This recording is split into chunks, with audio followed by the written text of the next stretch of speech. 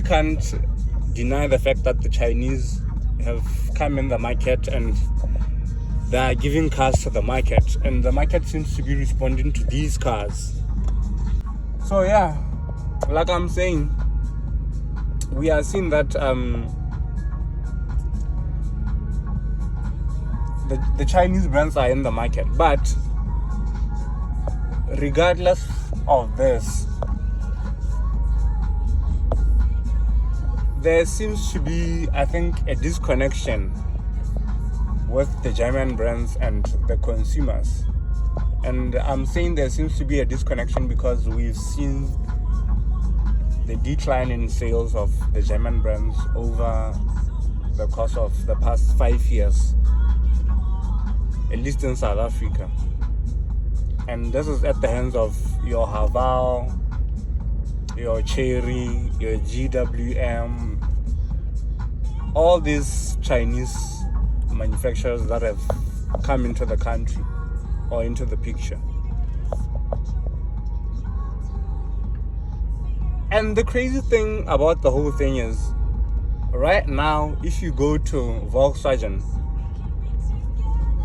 and you were to get into the showroom and try to buy a Golf 7.5R, say 100,000 kilometers on the clock, you are looking at 400,000 rands. And here we are talking about a car that's from 2016, 2017. But I'm saying you're looking at 400,000 rands for that car, for such an old car. But you go to GWM, you go to Haval, the language is totally different. At 400,000 rand, you are getting value for your money. You are getting all the technology that you could get. The technology that you could get for 1.2 million at Audi or Volkswagen or BMW, you are getting it at 400,000 rands, brand new. When you are talking about a car from China or a car from Haval, a car from GWM.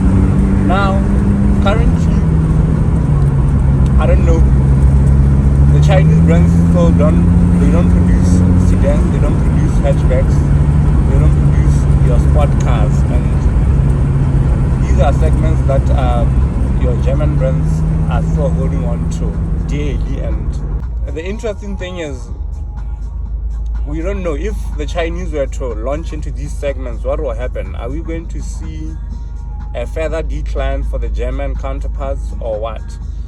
But as it stands, I think the market is accommodating the Chinese.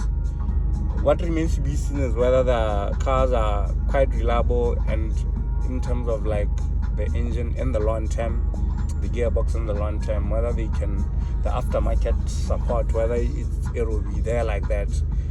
But as it stands, for people who are not car enthusiasts or German car people, these brands are killing the game and they are bang for buck for them. So personally, I think the German manufacturers need to reevaluate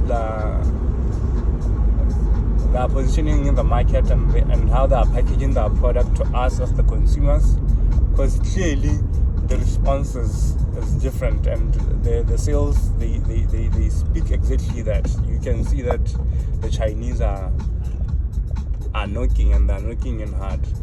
I mean, you take a car like the Haval GT and you try to compare it to, I don't know, maybe an X3 from BMW, the same tech and even better probably,